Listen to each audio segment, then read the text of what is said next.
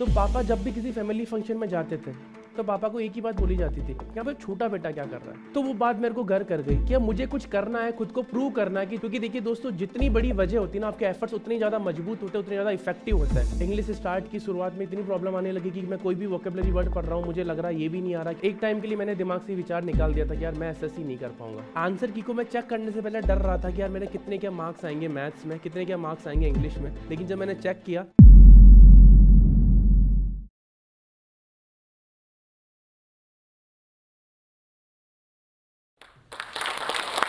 तो नमस्कार दोस्तों, मैं दामोदर सोनी। मैं राजस्थान राज्य के एक छोटे से कस्बे रियावाड़ी से ताल्लुक़ रखता हूँ। तो देखिए, मेरी जर्नी शुरू यहाँ से हुई थी कि 12th तक मैंने अपने कस्बे में हिंदी मीडियम से पढ़ाई कर ली। उसके बाद बारी आती है कि अब जीवन में अब करना क्या है। 12th आपकी हो गई, उसके बाद आपके सामने क्वेश्चन मार्क राइज हो जाता है। अब आपको क्या करना है जीवन में? आपको डॉक्टर बनना है, आपको इंजीनियर बनना है, आपको कोई बड़ा गवर्नमेंट अधिकारी बनना है, क्या करना है? तो ये क्वेश्चन मार्क लिए अपने दिमाग में, एक असमंजस की स्थिति लिए हुए मैं जयपुर आ गया। जयपुर आके मैंने देखा कि जो मेरे परसेंटेज थे, उस परसेंटेज के बेसिस पे मुझे कॉमर्स कॉलेज जयपुर में एडमिशन मिल गया। एडमिशन लेके मैंने अपने बीकॉम की जर्नी स्टार्ट की। मैंने बीकॉम किया था ग्रेजुएशन में। थोड़ा सा अपनी फैमिली बैकग्राउंड के बारे में बताना चाहूँगा। हम 3 भाई हैं। मेरा बड़ा वाला भाई है जो आईआईटी से इंजीनियर है। छोटा वाला भाई बहुत ही रेप्यूटेड कॉलेज से एमबीबीएस कर रहा है, जयपुर में एसएमएस मेडिकल कॉलेज है।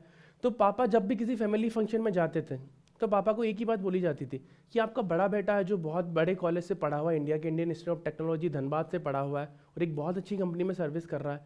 छोटा बेटा बहुत अच्छी रैंक के साथ उसने नीट का ऑल इंडिया लेवल का एग्जामिनेशन क्लियर किया है और एसएमएस मेडिकल कॉलेज जैसे राजस्थान राज्य के सबसे टॉप मोस्ट मेडिकल कॉलेज में एमबीबीएस परस्यू कर रहा है। यहाँ पर छोटा बेटा क्या कर रहा है? तो आप यकीन नहीं मानेंगे, ये घटना मेरे सामने भी हो रखी है। हम लोग एक शादी के फंक्शन में गए थे, पापा को ऐसे पूछा गया था तो पापा ने भैया के बारे में अच्छे से बताया कि भैया ये कर रहे हैं, छोटे वाले भाई के बारे में बताया। लेकिन जब मेरे बारे में पूछा गया तो पापा को कहीं ना कहीं पता तो था मैं जीवन में अच्छा कुछ कर लूंगा, लेकिन उस समय कुछ सिग्निफिकेंट मैंने किया नहीं था। तो वो बात मेरे को घर कर गई कि अब मुझे कुछ करना है, खुद को प्रूव करना है। कि पापा को जब मेरे बारे में पूछा जाए ना, उनके पास एक बात होनी चाहिए, एक वजह होनी चाहिए, एक होता है ना कि एक स्पार्क होनी चाहिए उनकी आंखों में कि नहीं, मेरे बीच वाले बेटे ने भी कुछ किया है। आज वो असिस्टेंट ऑडिट ऑफिसर है और एक बहुत अच्छी पोस्ट पे वो गवर्नमेंट ऑफ इंडिया में कार्यरत है और वो कुछ जीवन में और बेटर करेगा। तो बस वो बात घर कर गई कि मुझे पापा को एक कुछ देना है कि वो कुछ बोल सके मेरे बारे में कि मेरे बीच वाले बेटे ने ये किया है, कुछ ये सिग्निफिकेंट अचीव किया है लाइफ में। तो बात ये थी कि जैसा कि मैंने आपको बताया था कि मैं बहुत असमंजस की स्थिति में था। मुझे बिल्कुल भी क्लियर नहीं था कि करना क्या है, बट ये पता था कि कुछ ना कुछ करना है, कुछ ना कुछ पहचान बनानी है। तो मैंने अपनी जर्नी स्टार्ट की बीकॉम की और मैंने देखा कि मेरे साथ जितने भी बच्चे पढ़ रहे हैं सारे इंग्लिश मीडियम से बच्चे हैं। क्योंकि सिटीज़, जयपुर जैसी सिटी में जितने भी बच्चे रहे होंगे वो अच्छे बैकग्राउंड से रहे हैं और बहुत अच्छी अच्छी स्कूल में उन्होंने पढ़ाई की है और एकेडमिकली भी उन्होंने बहुत अच्छा परफॉर्म किया। लेकिन बात थी मेरी, मैं हिंदी मीडियम से पढ़ा हुआ था, एकेडमिकली भी मैं इतना स्ट्रांग नहीं था।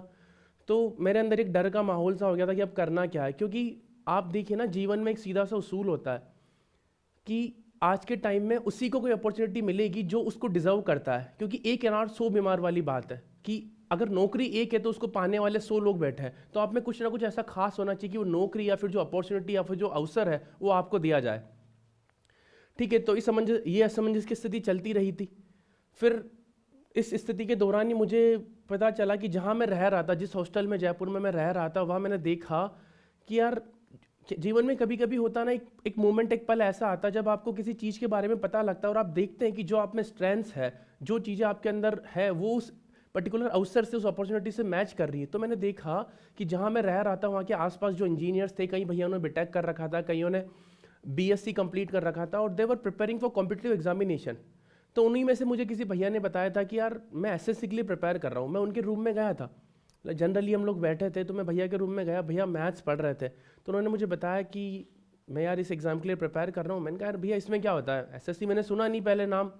तो उन्होंने बताया था कि गवर्नमेंट जॉब्स में क्या होता है, जैसे यूपीएससी के थ्रू आईपीएस बनते हैं, आईएएस बनते हैं, इंडियन रेवेन्यू सर्विस में जाते हैं, वैसे ही इस एग्ज़ाम के थ्रू क्या होता है, आप उनकी सबऑर्डिनेट सर्विसेज में जाते हैं। ग्रेड बी सर्विसेज होती है, जैसे इनकम टैक्स इंस्पेक्टर है, असिस्टेंट ऑडिट ऑफिसर है, प्रिवेंटिव ऑफिसर्स है, सी पोर्ट पर जो एग्जामिनर्स होते हैं वो है।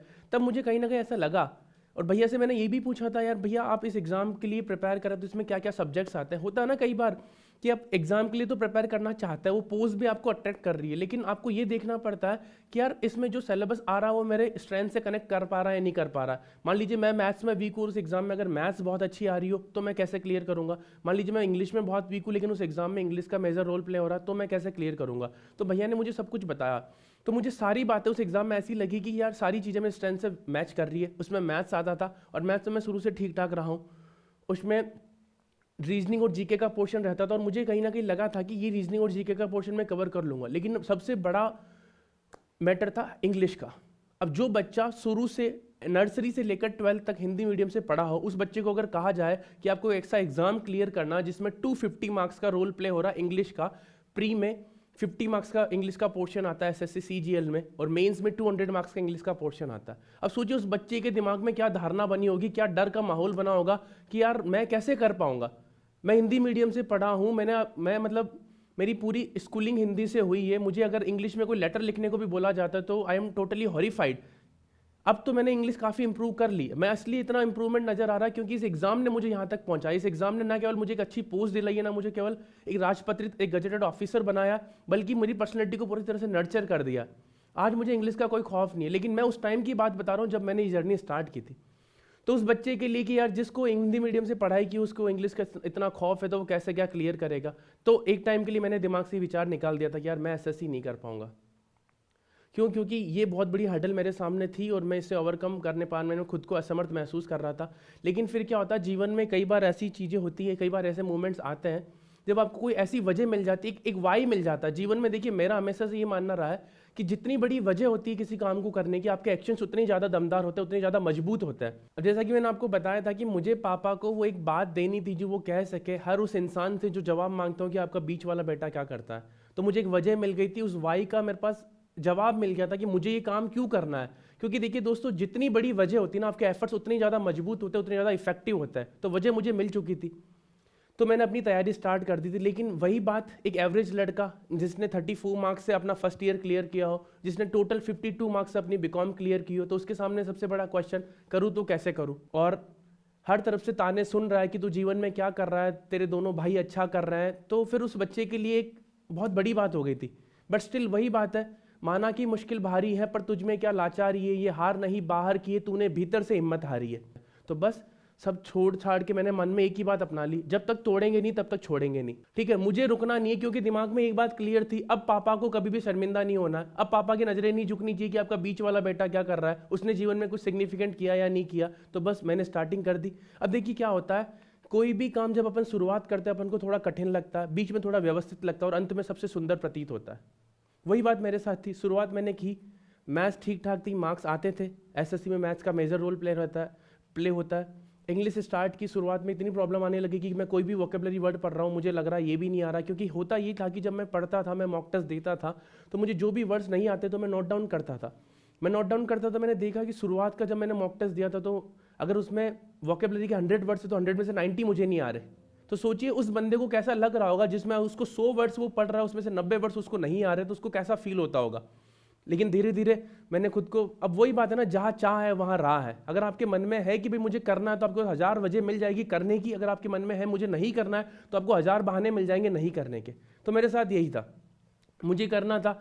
तो मैंने क्या किया, अपनी इंग्लिश को इंप्रूव करने के लिए मैंने नॉवेल्स पढ़ना स्टार्ट किया। अब नॉवेल्स भी देखिए मैंने किस तरह से पढ़ना स्टार्ट किया। मैंने क्या किया, मैं एक ही नॉवेल को 2 लैंग्वेजेस में मंगवाता था। जैसे मान लीजिए मैंने कोई नॉवल पढ़ा था, monk who sold his Ferrari, तो उसी नॉवल को, रॉबिन शर्मा के उसी नॉवल को मैं हिंदी में भी मंगवाता था और रॉबिन शर्मा के उसी नॉवल को मैं इंग्लिश में भी मंगवाता था। तो पहले मैं स्टोरी पढ़ता था हिंदी वाली, फिर मैं वही नॉवल की स्टोरी पढ़ता था इंग्लिश वाली। अब होता ये था, हिंदी में मैंने स्टोरी पढ़ रखी होती है तो मुझे स्टोरी के सारे कैरेक्टर्स पता है, स्टोरी का फ्लो पता है कि स्टोरी में पहले कौन सा किरदार क्या रोल प्ले कर रहा है, आगे किस तरह से स्टोरी बढ़ रही है। तो मैं खुद को कोरिलेट कर पाता था, तो मुझे ईजी रहता था अंडरस्टैंड करने में, कॉम्प्रीहेंड करने में उस स्टोरी को। ऐसे करते करते ये जर्नी चलती गई। ऐसे करते करते एक दिन आ गया फाइनल एग्जामिनेशन का। तो फाइनली जब मेरा फाइनल एग्जाम हुआ तो मैं एग्जाम में अपीयर हुआ और मेरा pre exam as per expectation नहीं गया। जितना मैंने सोचा था मैं उतना अच्छा परफॉर्म नहीं कर पाया। लेकिन फिर भी वही बात थी जीवन में कि यार करना है तो करना है। तो एक स्टेप मेरे हाथ से निकल चुका था, प्री का स्टेप मेरे हाथ से निकल चुका था कि मैं प्री में इतना अच्छा परफॉर्म नहीं कर पाया। लेकिन अभी भी एसएससी सीजीएल एग्जामिनेशन में बेसिकली होता क्या है, 200 मार्क्स का प्री होता है और 400 मार्क्स का मेंस होता है। उसके अलावा 100 मार्क्स का डिस्क्रिप्टिव पेपर होता है। तो मैंने सोचा यार 200 मार्क्स का पोर्शन मेरे हाथ से निकला है, मैं इतना अच्छा परफॉर्म नहीं कर पाया, तो क्यों ना 400 मार्क्स को मैं इतना अच्छे से चमकाऊँ, इतना अच्छे से मैं परफॉर्म करूँ कि उस कमी को मैं यहाँ पूरा कर जाऊँ। तो वही मैंने किया, जी जान से शिद्दत से मैं लगा, मैंने जी तोड़ प्रैक्टिस की थी। मैं आपको फिर बताना चाह रहा हूँ, मेंस एग्जामिनेशन के लिए जहाँ एसएससी में 2 घंटे का मेंस का मैथ्स का पेपर होता है, तो मैंने उस 2 घंटे के ऐसे मैंने एक दिन में 6 मॉक टेस्ट भी मैंने दिए हैं। आप ये सोचिए कि 6 घंटे तक 6 मॉक टेस्ट देने का मतलब है 12 घंटे तक कंटिन्यू लैपटॉप के सामने बैठा रहना, और उतने ही 12 घंटे के मॉक टेस्ट को एनालिसिस करने में आपको फिर से 5 से 6 घंटे लग रहा है। ये रूटीन मेरा 1.5 से 2 महीने तक रहा था। 1.5 से 2 महीने में मैंने कम से कम 120 से 130 मॉक टेस्ट दिए थे, मैथ्स के और इंग्लिश के। लेकिन वही बात होती है ना, जब आप पूरी शिद्दत से, पूरी मेहनत से अपने एफर्ट्स डालते हैं, तो कहीं ना कहीं नेचर भी, कहीं ना कहीं सृष्टि भी आपके काम में आपको सहयोग करने लग जाती है। तो हुआ ये था कि एग्ज़ाम के 1 महीने बाद उस एग्ज़ाम के आंसर की आई थी, और मुझे बताते हुए बड़ी खुशी हो रही है कि उस आंसर की को मैं चेक करने से पहले डर रहा था कि यार मेरे कितने क्या मार्क्स आएंगे मैथ्स में, कितने क्या मार्क्स आएंगे इंग्लिश में। लेकिन जब मैंने चेक किया तो मैंने इंग्लिश में मैंने जितना एक्सपेक्ट किया था उससे अच्छा स्कोर किया, और मैथ्स में मैंने जहाँ एक्सपेक्ट किया था कि मैं 110 मार्क्स भी नहीं ले पाऊंगा, वहाँ मैथ्स के पेपर में मैंने 155 स्कोर किया था। और उसी टाइम 15 नवंबर को मेरा रिजल्ट आया, और जब रिजल्ट वाले दिन मैंने देखा PDF खोल के, दामोदर सोनी नाम मैंने डाला, तो मैं आपको बता नहीं सकता उस टाइम मुझे कैसा फील हुआ होगा। जैसे ही मैंने दामोदर सोनी डाला, दामोदर सोनी नाम के आगे पोस्ट लिखी है असिस्टेंट ऑडिट ऑफिसर। तो आप मैं बता नहीं सकता, वो जीवन का बहुत बड़ा मोमेंट था। और मुझे ऐसा लगा कि अब मैं पापा को कॉल करके बोल सकता हूँ कि जब आपसे कोई भी पूछे कि आपका बीच वाला बेटा क्या करता है, तो आपके पास एक जवाब है कहने का कि वो एक राजपत्रित अधिकारी है, और भारत सरकार में वो एक बहुत अच्छे पद पर अपनी सेवा देने के लिए तैयार है, और वो बहुत जल्द अपनी सेवाएँ देने वाला है। ठीक है, तो दोस्तों ये मेरी स्टोरी थी। और लास्ट में मैं आपको बस एक ही बात बोलना चाहूँगा, अगर आप लोग कोशिश कर रहे हैं, आप लोग सेलेक्ट नहीं हो पा रहे, जिस तरह से मैंने एवरेज स्टूडेंट होते हुए, बीकॉम में 52% होते हुए, फर्स्ट ईयर में फेल होते होते बचते हुए इस एग्ज़ाम को अपने पहले प्रयास में हिंदी माध्यम के साथ क्लियर किया, अगर आप नहीं कर पा रहे तो मैं आपको एक ही बात बोलना चाहूँगा, जिस नाकामी को हार समझकर तू थक कर बैठा है, उसके 4 कदम पर ही मंजिल का दरवाजा है। इस वीडियो के बारे में अपनी राय नीचे कमेंट सेक्शन में हमें बताएं, और अपने दोस्तों के साथ ये वीडियो शेयर करना ना भूलें।